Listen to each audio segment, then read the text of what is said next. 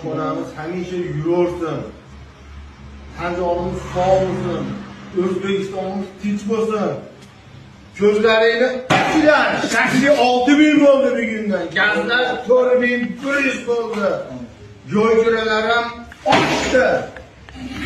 Shuncha qilganimiz ko'tilga tushyapti bo'ldi.